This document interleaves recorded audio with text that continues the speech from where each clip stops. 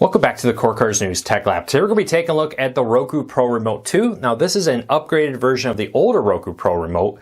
Has some cool new features, some differences, including a longer battery life, backlighting, and more with this. We're going to be breaking down everything about this new remote, compare it to the old Pro Remote and the standard remotes on the market, and then tell you if you should upgrade or not to this new remote.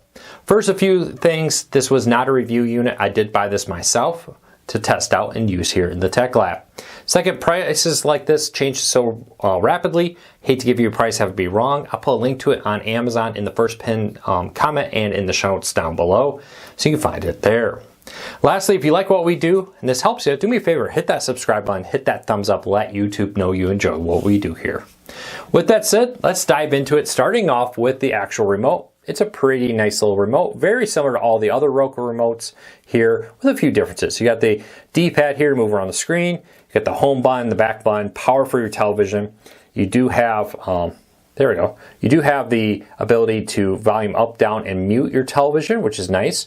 Big play button, voice command button, back, forth, all that. But then we get down to some new stuff.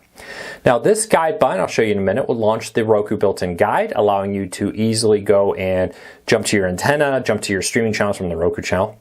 And this rocket ship button that when this leak last fall confused us is actually a programmable button. This allows you to program up to 2 different commands, allowing you to open whatever app you may want. And then of course the pre-selected channel apps down here, you can press these buttons to launch Netflix and other apps right away. Now, I always get this question, hey, I bought the same remote, but I got different buttons. These buttons change all the time. Companies are paying to be on here, so they often change this. So don't be surprised if yours has a different line of buttons here. Let's take a look at everything that came with this remote, and then let's look at them side by side with this remote versus the older remote. So I'll break down some key differences here. Starting off with the battery. Now the battery is about 50% bigger, which gives you better battery life. This one is also backlit. It's got a motion sensor here that when you move the remote around, it will automatically detect it and enable the backlighting of the buttons. Now, one thing that is missing is a headphone jack. There's no longer a headphone jack built into the Pro Remote. You still can use Bluetooth to your connecting to the app through your phone to listen to your TV for private listening, but the headphone jack on the remote is gone.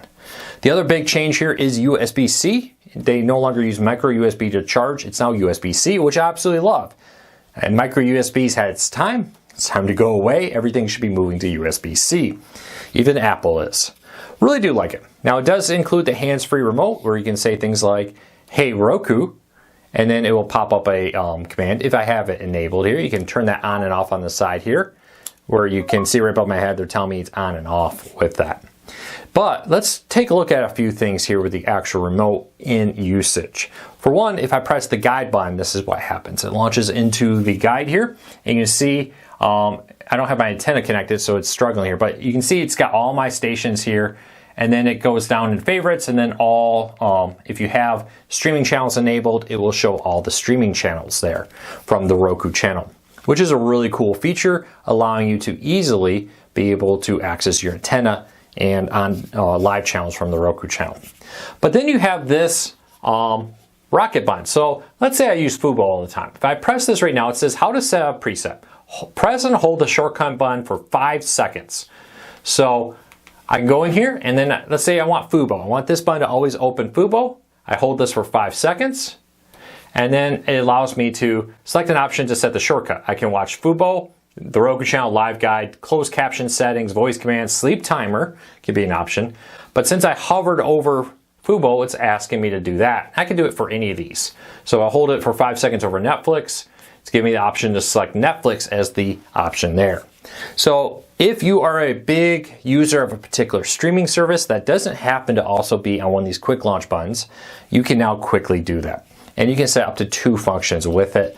So you have, when it press the button, it'll pop up that menu. You can select 1 of 2 things if you want with that. Pretty nice little feature there that you can program it to do what you want it to do. I really do love that. Now, one of the last things I noticed about this remote is it's a tiny bit smaller. It's more in line with the standard Roku television remote. The last Roku Pro remote was a little thicker, a little heavier. This version seems to be, even though the battery's bigger, a little bit smaller and a little bit lighter than the older version. as you may have noticed on the side-by-side comparison. But as you can see, this is it compared to, on the right here is the Roku TV from TCL, and on the left is the Pro Remote. You see very similar size, maybe just a touch bigger in the rounding of it, but very similar sizes with it. Last note here, connecting it to your TV was super simple, and it happened with Roku players. This is a 2019 Roku TV. When I powered this TV on and connected this, turned this on, it automatically connected. I didn't have to go in the settings. It detected that there was a TV right here, automatically connected it to there. So super quick and easy connecting. And like I said, this is a 5-year-old Roku TV, and it worked perfectly without issues. Overall, 2 thumbs up. It's a very nice remote, does everything you may want it to. Should you upgrade?